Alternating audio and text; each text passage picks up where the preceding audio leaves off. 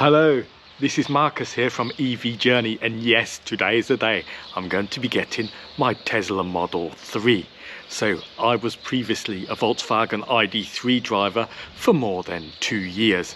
This is going to be my first encounter with a Model 3 for a long time. So I'm going to go now to Tesla delivery shop, the other side of Lisbon. When I get there, I'm not going to obviously film inside Tesla or the people working there, but what I will do when I'm there, I've got a checklist. I will check things like the paint, the gaps, if all the doors open and close, the front and the boot. I will check the glass, there's no broken glass on the top and around. And I will also check those black plastic seats. And it's quite sunny today, even though it's March, and hopefully the car won't be too hot. So I'm really looking forward to this. As soon as I've got the car, I'll set up the cameras, and then we'll have my first impressions of the Tesla Model 3.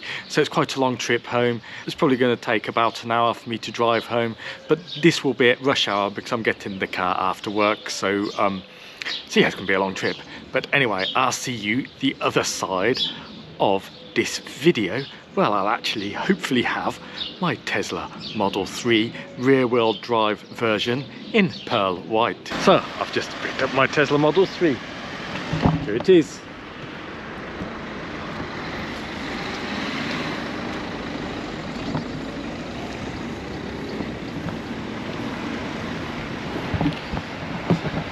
Everything seemed perfect on it, no gaps, no paint problems, not anything that I could pick up. One thing that did impress me, which I wasn't expecting, it actually comes with mats. See that there? Mats. So now let's ride home and see if I can handle it. Here's the inside of the car, it's looking good. Oh, what's the temperature? I thought it's getting a bit chilly in here. 21, that's okay. Here's the inside of the car, it's looking good, looks a bit dark in here. Panoramic roof. Is inside the car, everything looks good. I'm not quite sure how everything works, but we'll see. I quite like the cameras behind, we can see things coming and going. Anyway, let's get driving. Let's see what I think about the car. The first thing I'm going to say is you do sit lower than in ID3, and it does feel a bit less open. The ID3 felt really open, but with this center console here, this big center console, it does feel less open, even if this is absolutely huge, than the ID3. Yeah, and the seats seem very comfortable, even though I've only sat in it for a couple of minutes. Put that up a bit. Yeah, so far great. What I'm going to do here is I'm going to drive home. As you can see here, we're here, the other side of Lisbon, and it's going to take us to Moita here. So what's this telling me? It's saying we're going to arrive with 87%. Now the car has 11 kilometers, and it came in 99%. So that's great. That's much better than buying a petrol car where it doesn't come with any percentage. So it's 49 kilometers to home. It's going to take 37 minutes and we arrive at 6:14 p.m. I'm not quite sure that's true because there will be a lot of traffic, but we'll see. Does it show traffic on route or anything? I'm not sure. But anyway, we'll see. I set up the cameras and let's get going, see what I think. So the seat belts are very nice actually. Let's get going. So I moved this up to put it into reverse. Right? I don't know. It doesn't seem to start, does it? Strange. Ah, it's in reverse, but it didn't tell me here. You probably can't see this on the screen, but here it says reverse here. So let's go backwards and see, shall we? Yes! So I finally got the Tesla Model 3. Here we go. Push it down there for drive. Let's go. Don't know if this USB thing's actually giving energy. Does seem to be charging the cameras. Anyway, I set up the camera in the panoramic roof, and when I went into the back, really you get very little room in the back. The ID3 in the back, I think, is much more spacious for the passengers, but then this obviously has a much bigger boot. So I'm not sure this guy is the best car for passengers. Perhaps for passengers or... 200 meters, turn right. Oh, she talks. Perhaps for passengers an ID3 is better, or a Model Y, I guess. So I'm not quite sure where I am now, but anyway, on the way home, let's see. Oh yeah, the acceleration works. It's in regenerative braking. I'm not quite sure on that, but I don't have to change it at the moment, so we'll keep it at that. Yeah, let's turn right here then. The car does seem much bigger than the ID3, to be honest. Not inside, but the outside of it. The ID3 definitely feels more open and bigger inside in this car. But then this car is more sporty, I guess, so that's why the ID.3 is more of a hatchback. Now obviously the screen is beautiful and we all know that. Big screen of Tesla is very good. Actually I have no idea what speed I'm doing. Oh, there it is, it's hard to see. Yeah, so calibration is in progress. At the moment we don't have autopilot or cruise control, I don't think, because the cameras need some time to calibrate. I don't know if it's 50 kilometers, 100 kilometers. In 200 meters, enter the roundabout and take the first exit. So yeah, that's how the calibration works. The indicators, how'd you stop them? In 200 meters, take the A16 Can't slip stop the road indicator. on the right towards Yes, A9. indicator's now stopped. I can't remember what I did. It's now stopped. To where? To where? Now take the A16 slip road on the right. Yes, okay. The navigation's definitely not as clear as the navigation in the ID.3. The navigation in the ID.3 is better than this. It's more clear. Here it doesn't seem very clear. In the ID.3 you had something here giving you the navigation, so navigation on this I think is poor. But I think you can have a satellite view. Not that's going to help much. I wouldn't have thought. You can just spy into people's gardens around you, I guess. Let's try acceleration. Whoa, shit! That's 60, is it? Ah, yes. Now this is a problem because I don't have to pay now, don't I? Yes. That acceleration is much better than my ID.3. It's only meant to be I think this car's about 1.5 seconds quicker, but I wasn't expecting that. Now we're indicating again. How to stop it? You press down quickly. I wasn't expecting that because I've been in a long range Model 3 before. This is the rear wheel drive, and the long range was just crazy. Obviously this is not as crazy, but that was more than I was expecting. Pretty crazy. Wasn't expect it to be quite so powerful. Thought it'd be more like my ID.3, which was very good, but not that good. So let's try the acceleration. Whoa! That is crazy good. You prefer rear wheel drive. Now where am I going? Apparently I'm going south or north. I don't know. What's it say here? South we go then. I don't know if I'm going south or north. Oh, I think I've chose the wrong route. Navigation here is really bad. Oh, that's really nice. It shows you the image of the camera when you're clicking right. Now that is nice. Oh, now it's taking me on the other bridge. I didn't want to go on this bridge. I could get stuck in traffic. Perhaps I can turn around when I figure out where I am. I'm not quite sure where I am. I don't know this area very well. Ah, I think I know where I am now. Yeah, if we go into that A5, I know where I am. Yes, now I know where I am. So I'll need to turn around really. So, anyway, I guess I get to use the car a bit more if I get lost. It's not a bad thing. 120! Here we are! That was maddening. Ah, I figured out how the indicators work. Because last time I was in the Model 3, I had no idea how the indicators actually worked. But it seems this time I've got a better idea. Really have no idea what speed I'm doing, and it's hard when you see it here.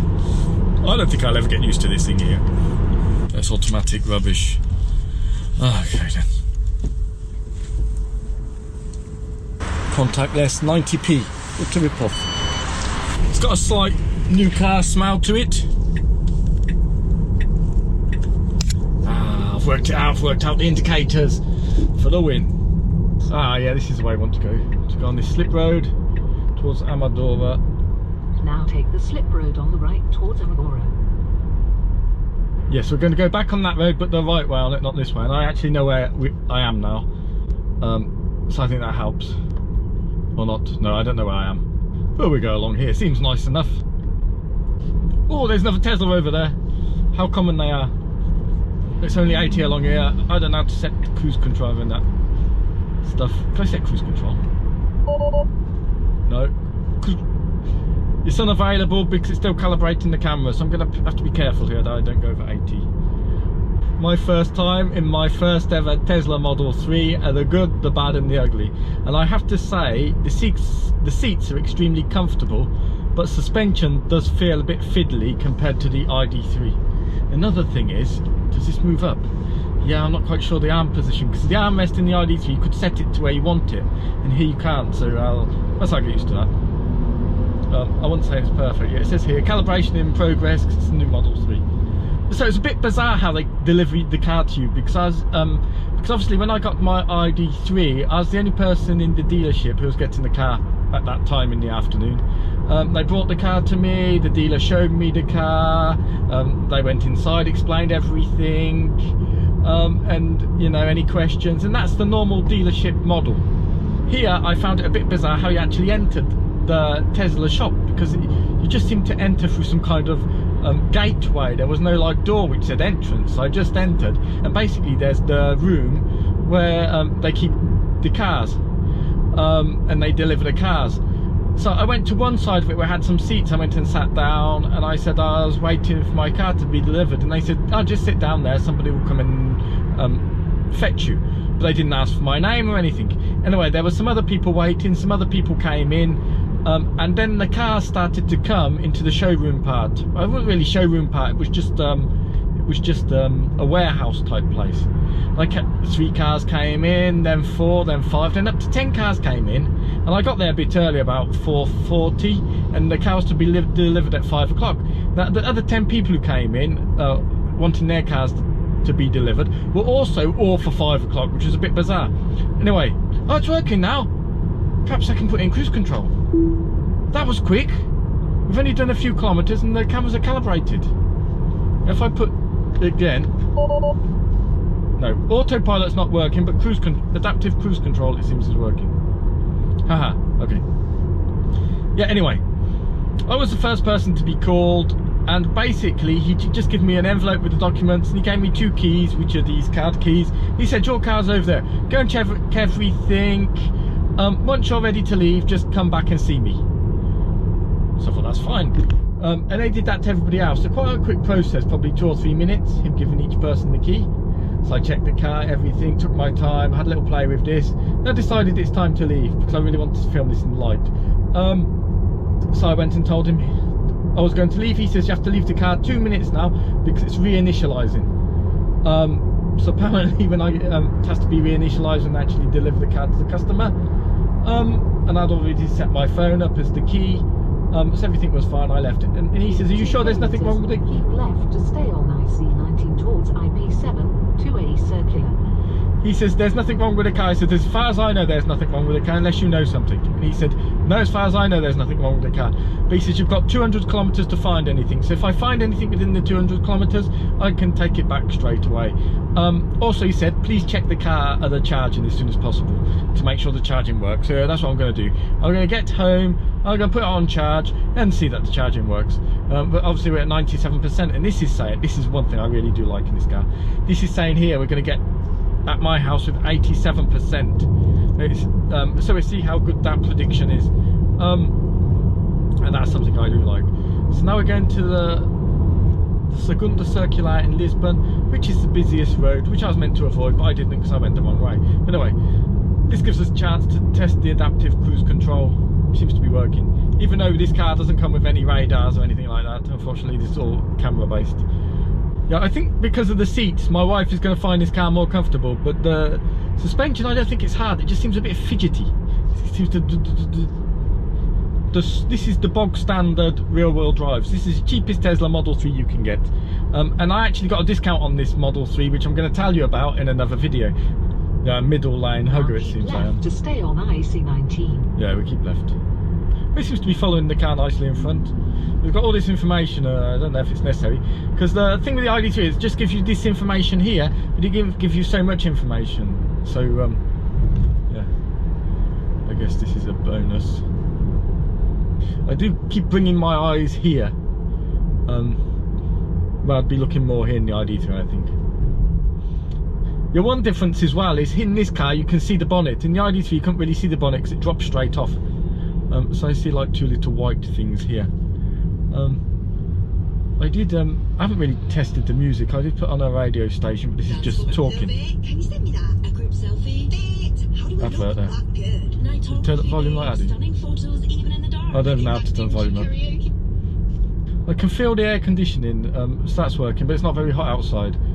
I think it's 20 degrees outside. I've got air conditioning on at 20 degrees inside. It's probably I don't need it turned on, but this is what I do like. Yes, this camera view here, now this is really good. because out of the back window I see hardly anything. I mean, the visibility from the back window really is poor, but then if you've got cameras here, I guess it doesn't matter. Well, the adaptive cruise control, it seems to be working fine, which is great. To hit this again. Yeah, let's see if it undertakes. Is it going to undertake this person? Oh, that's bad, it's accelerating. It seems, I've put my brakes. It seems to be undertaking this person here. Now, in the Volkswagen ID.3, it didn't undertake where that person was, so we'll pull out here again.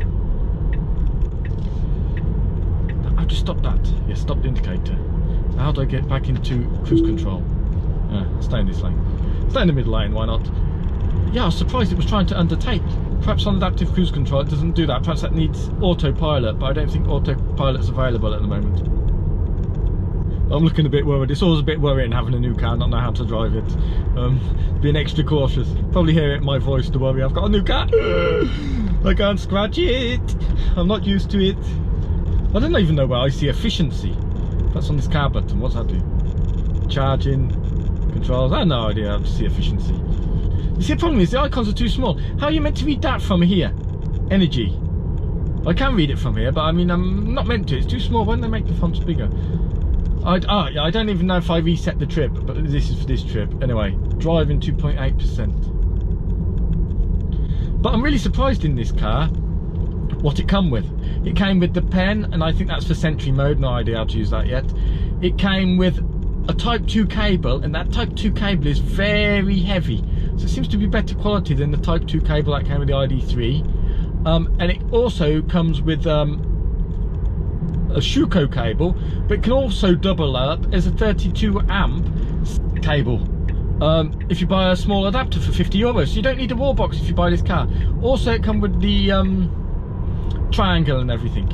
And the man, when he delivered it to me, he did say, you did check it come with the cables and the triangle and everything? And I said yes. So he did double check that I'd checked those things. So that was quite good of him, because probably sometimes they forget to give them or something. I didn't even know if it comes with screen washer, but I don't want to wash the screen now because it's just so perfectly clean. Hog the middle lane like the man. The position of the feet don't seem quite as good as the ID.3, but it might just be because I don't have the seat position quite correct as I should at the moment. Now this is going into traffic jam. Now, does this adaptive cruise control work as well as the ID.3 in traffic jam? No, a bit worse. Is it? Yes, it's slowing down. Yes. Adaptive cruise control is working in traffic jam. Now, one annoying thing with the ID.3 is if you'd stopped for more than 30 seconds in the traffic jam, it actually refused to restart the car. So that's worked perfectly. So we'll see, hopefully it should just restart the car. Being followed by so now here, is it going to start moving? Oh, it start moving on its own. Yeah, that's good. It's working well. I've actually got it in normal mode, and the steering's got, I put the steering in, I think you can do that here. So here, pedals and steering. So I put it in standard mode, the steering wheel sports mode, but standard, to be honest, it seems a bit tight. Let's try comfort. Try comfort. And it's in hold. I think you can only probably change this from creep to roll to hold when you're actually stopped, not while you're driving. I put it in chill mode. I want to try standard. If I get a chance to accelerate, I will, but it's going to be hard with all the traffic. Very comfortable steering. The standard seemed a bit stiff, but I'll try a bit on comfort. Comfort seems more like my style. I'll probably end up putting it on chill mode, but I want to test the charging, so I do need to you get the charging state down a little bit. So I've used 4%, and I've got no idea what's this energy thing here. Where's my kilowatt hours? Where's my kilowatts? Trip, is that road? Come and drive, I don't know. There must be an easier way to see how many kilowatts you're using, I guess. Consumption, perhaps it's there. Yeah. No, that's all fine and stuff, but yeah. I don't really want to be looking at graphs, do I, when I'm driving? So how do we get out of that? I can pull it down to, yeah, that's easy enough. If I click on the map, does it come up bigger, does it? No, not really. Saying I'll arrive at 6:32 and 32 kilometers. The cruise control, adaptive cruise control, does seem very smooth actually. It doesn't seem jerky or anything, so that's really nice. It was quite good in the ID.3, but this might just beat it. It seems a little bit smoother perhaps. You get these jerky images of cars overtaking you. One thing I say about the camera, it does look a bit reddish or yellowish. I'm not sure it's a bad thing, but yeah, it doesn't look that clear. But perhaps because it's sunset and the whole sky is a bit orange at the moment, so perhaps that's the reason why. The screen quality is absolutely beautiful, but we all know that with the Tesla Model 3. Oh, there's a blue ID.3 over there. Yes, ID.3 for the win. It says 60 here, but it hasn't slowed down. The ID.3 has automatically slowed down. That's probably because I haven't put a setting on or something, I don't know. Do what the traffic sign says, but first that's a setting in here. So that's what the ID.3 said, so I don't know. There's a Tesla. Yes, Tesla for the win. Adaptive cruise control. It does speed up, so it seems to know the speed. Look, it knows the speed limit of 80, so that's okay. And we're just overtaking everything because we're going up quite quickly. But it didn't seem to change it when the speed sign had come to 60. So I've put my seatbelt on just in case we get phantom braking. If we get phantom braking, it will stop me from going through the windscreen, probably. Undertaking a Zoe. We want to go on this big bridge to get over the other side. So it's going to be great going over the bridge. That's what I'm looking forward to. Go over this big bridge in a minute. It's one of the longest bridges in Europe. Yeah, Vasco da Gama Bridge. Actually, it does seem quite smooth over. Generally, exit 14 on the right. Generally, I would say the suspension's a bit jittery compared to the ID.3, but it does seem to soak up potholes very well. Now, it's probably going to be busy, so I'll have to try this insane acceleration. There we go. Have a bit of fun. It's hard when there's so much traffic and you've got a new car. Yeah, you see, you can go straight over the water, straight over this bridge here. Here we go. Wow, 100. Oh, it's a 90. Here we go. Here we go, 90. Let's put this in cruise control. Let's stay in here because people are going to be coming on there. And can you see that? The bridge over there, that's what we're going over. Yeah, build quality. I mean, I went in a Tesla about 2.5 years ago. I always thought build quality was good. This build quality seems excellent. Obviously, unless you've had the car for a few years, you can't really tell. But everything seems good. Steering wheel, I'd say probably a bit less quality than the ID.3 steering wheel, probably because it's plastic instead of having. The ID.3 steering wheel came with real leather, so that was nice. Cruise control. Oh, information about Tony Blair. It's not of much interest. 100 now. Do I increase it to 100 then? Do I just use accelerator? Do I get to 100 and then it stays at 100? Doesn't seem to be reading the traffic signs, does it? But then it goes back to 90, but I want it at 100. Do I hit that again, do I? How do I get to 100? How do I increase the cruise control? That's increasing volume. It's on this side. I got the wrong side as increasing volume. So my mistake, silly me. Yeah, best thing about in this car, it shows me the battery percentage clearly on the main screen, which it didn't in the ID.3. I think it does in the new software version, but I never got the new software version. Even though it's a bit too small and over there, but I can still just about see it. I just don't know why they didn't make the font a bit bigger, because they've got lots of room. 120. Whoa! Bit of acceleration. I can't go to 120 because there's too much traffic.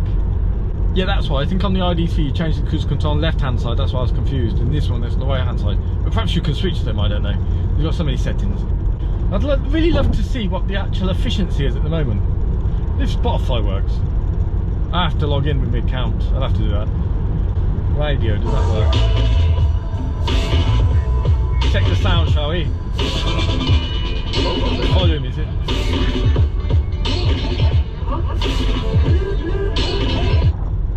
I don't know what radio station that was, it wasn't the best. But the sound definitely seems good in this car. Definitely better than my ID.3, because my ID.3 only had speakers at the front. Because even though you spend a fortune on the car, it doesn't come with speakers at the back, unless you pay an extra, God knows how much. Which I didn't know when I bought it.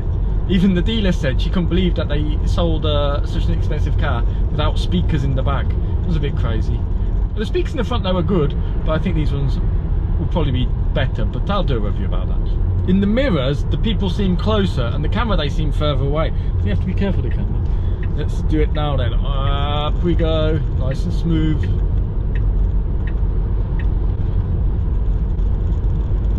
Wow, it's acceleration for you. Actually, this adaptive cruise control hasn't been bugging me. Because I can remember last time I had a Model 3, I couldn't understand when I was in cruise control and when I was in the autopilot. Now I know this one's not in autopilot, it's not working yet. The adaptive cruise control is definitely working better than what I was expecting. I was expecting much more bibs and bobs and all that, but it seems to be working fine. at the moment, apart from the traffic sign recognition, but perhaps that's not turned on, I don't know. Yeah, I just wish these fonts were a bit bigger. So it's saying I should arrive home now with 90%. So it did say 87%, now it's saying 90%. So I'm going to use 10% to do how many kilometres? About 40 something kilometres I should have used. We're at 94% now. We haven't been going very quick, that's true. I think that's what they predicted, and that's my actual consumption, because I'm doing better than what it was predicting, because we're driving slower because of the traffic. Aha. So we're above the line. If you get below the line, then it means we're doing worse than what we're meant to be doing. And it's telling me that 0.2% of the ride has been in climate, because I've got air conditioning on. Battery conditioning is nothing. 1.5% elevation, and everything else. Driving has been, I don't know. Anyway, you probably can't see that on the camera. I can hardly see it when I'm driving. I should be concentrating on the road really. So then, here we go.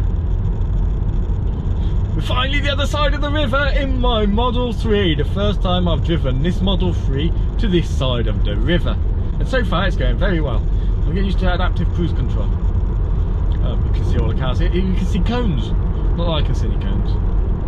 But autopilot still doesn't seem to have been calibrated yet. And obviously I have no idea how to use most of the functions on the car, which I'm showing you now.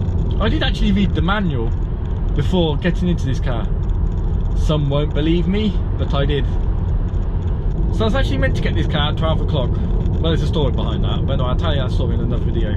But I got it at 5 o'clock instead. The problem with getting it at 5 o'clock, there's so much more traffic, so I can't really enjoy the car as much as I'd like to with that open road. But there's plenty of time for that, because I'm going to be doing some range tests. We're going to drive to the Algarve, because the reason for me buying this car is it should be able to drive from my house in Moyton near Lisbon all the way to a flat I've got into there in the Algarve without stopping and driving at 120 kilometers an hour. And if I leave at 100%, I should be able to get there with around 10 to 15%. So hopefully all that is true. First impressions of the car. Yeah. What's this pockets? Ah, the pockets here smaller. On the left hand side, the pockets are smaller than the ID.3. I'm not quite got used to having a button here to open a door. Seems a bit strange. Yeah, I've got my cables in there, so obviously that's got my cables in there, that's why that's open. Yeah, I mean the storage area here is really huge. Well, it's working very well in this stop-start traffic. I'm not using the pedals, which is what I like. I don't like to use pedals when I'm driving, to be honest. So that's working very well. It's working better than I expected. Because in the ID.3 it worked very well as well. But I think this could even just be edging the ID.3 on that point. I feel like the screen is smaller here than the ID.3. I think the ID.3 gives you a bit more visibility. But in the ID.3 I didn't have the panoramic roof, and now I've got a panoramic roof. So that's a good thing. The panoramic roof. Yeah, and the seat seems nice. Apart from they're black plastic, and I can feel myself, I'm going to be sweating in them in the summer. It's not very hot, but I'm already feeling my back is starting to sweat. This is probably too much detail. But it's only, I've got air conditioning on, it's 20 degrees. I always feel my back is getting hot here. In the summer it's going to kill me. Plus I've put some, like, a towel on the seat or something. It's not letting my back breathe. It's like sitting on a black plastic bag. When I bought this car, I knew I wouldn't like the plastic seats, so I do really prefer fibre seats. We can't get fibre seats in this car. Now, I could have got the white seats, which would get less hot in the summer. Take exit 3 on the right. But I really can't have white seats, because I'm going to stain them, and you're never going to remove that stain. And then once you've stained them with something and you can't remove the stain, how are you going to sell the car? Now, who's going to want to buy a white car with somebody else's stain in it that can't be removed? So I really can't have a white and risk having it stained and then not being able to sell it for a proper price. At least with black, it shouldn't stain. It's still saying we're going to arrive with 90%. Now that's the best feature of this car, telling you how much percentage you're going to arrive with. There's definitely something Volkswagen need to implement. Well, does you see the cone? There's a cone. There's two, but there's only one in fact. Not bad. It saw the cone. Oh, there's another cone here. Well, you see this cone. Oh, really good this car if you're a cone spotter. Because the ID.3 didn't spot cones, did it? No. So if you're into spotting cones, get a Model 3. So when I got the ID.3, because it was a Friday evening when I got here, we drove straight to the Algarve with the family. But in this car, I don't think we're going to be driving in the car with the family tonight, because the family's got too many things they're doing, piano lessons, things like that. So I think I'll just put it in the garage tonight and charge it. Then I've got all these accessories to put on the car, so I'm going to do an individual video about each of the accessories I've got to put on this car. Yeah, but I really wish I knew how to use the car. I need to sit down and work out the software and all of that, because I feel I'm lacking some things, like now what kilowatts I'm using. I think if I click that here, it tells me how many kilometers I've got of range. Yeah, 405, well, that seems good. And it's currently at 92%. Yeah, the mirror here is a bit strange, it's very borderless. Now let's try a bit of acceleration. Yes, that's the way to do it. That's the way to do it. Yes, here we go. We're just moving along. I think basically this car's going to be an adaptive cruise control every time I get behind it. I just don't like using pedals. No, we can accelerate a bit here, can't we? The car's not accelerating. No, I'll accelerate a bit. Ah, the car's accelerating now. Ah, that's good. Ooh, let's try it. Wow, good acceleration. That's what we want. We're in a Tesla. Why are we driving so slowly? The comfort mode. The comfort steering wheel mode even seems quite stiff compared to the ID.3 steering mode. It's in comfort. Sport, you probably need big arms to turn it, I guess. I don't know. You'll probably get more feedback. I don't know. Ah, what I need is speech, because the speech works really well on this. So I found out. Look, we press this down. Show watts per 100 kilometers.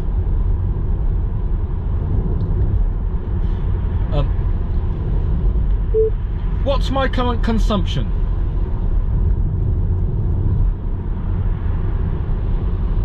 I don't understand it. Command that understood. What's my current energy consumption? That brings up this 7.7%. You want kilowatts? Show current energy consumption in watts. Ah, this would work in the ID.3. Tell me a joke. Command that understood. Now that works in ID.3. It will tell you a joke. But anyway, it seems to understand what I'm saying. A bit more music. There's a bit of reverb there, to be honest. Let's change the volume. Got that. A bit of reverb from the back. Yeah, that's not good, that reverb. It could be because I've got this plastic thing they give me here. I don't know. We'll spend some more time with the speakers because we're nearly getting home now. They say we're going to get home with 91%. We're at 91%. So to get from here to my house, we don't actually need to use any energy at all. How good is that? It's amazing. But the navigation is just not as good as ID.3. I'm sorry. It's nowhere near as good. Volkswagen have got navigation sewn up. I never use Google Maps or Waze or Apple Maps in. Oh, we're going to crash, it seems. I don't know what happened there, but the lines, because it's the lines have become more funny because they've got roadworks. So yes, that was annoying. Why was we going to crash anyway? Volkswagen have got amazing navigation. Don't care what anyone says. I didn't need to use Google Maps. I didn't need to use Waze. I didn't need to use Apple Maps because the navigation in the ID.3 is just so clear and it's so easy to know exactly what to do. Here, it doesn't seem so clear. What's it doing there? I'll do that. So it's easy to make mistakes. No, I don't want it like that. I want it like that. Yeah. So yeah, it's easier to make mistakes, I think. But navigation in the ID.3 is just so good. Really was good. Even if the screen wasn't so big. What's happening now? Near this yellow line. We nearly crashed again. Yeah. Must be some kind of lane assist thing that the ID.3 had as well. The ID.3 didn't alert you so much. So these are my first impressions of driving the Model 3. Unfortunately, because there's been so much traffic, I haven't been able to enjoy the car as much as I would like to, but we're going to change that because I've got a lot of time to enjoy the car. But I've learned a lot and I'm really impressed with the adaptive cruise control, not so much by navigation. Yeah, it definitely feels smaller inside than ID.3, definitely feels more open and bigger. Overall, I'm very happy and I think the consumption is going to be great once I figure out where the consumption is. So I'm just going to say, because I'm coming near my house, thank you again for watching this episode. I'm going to do lots of videos of this range, going to Algarve, perhaps going to Spain and stuff like that. If you're interested in buying a rear wheel drive Model 3, and I'm going to do more comparisons with the ID.3. I'm going to do some accessories and stuff. So remember to subscribe to this channel. Thank you again for watching. It's probably been not the best not the best video I've done, but because I've been a bit nervous getting a new car. I'm always a bit nervous when I get a new car, and especially in the traffic around Lisbon, and this is not very user friendly like the ID.3 was. It's going to take some learning, I think. 200 meters, enter the roundabout and take the third exit. So yeah, definitely ID.3 was more usable in my opinion, but then I'm used to it, so perhaps it wasn't.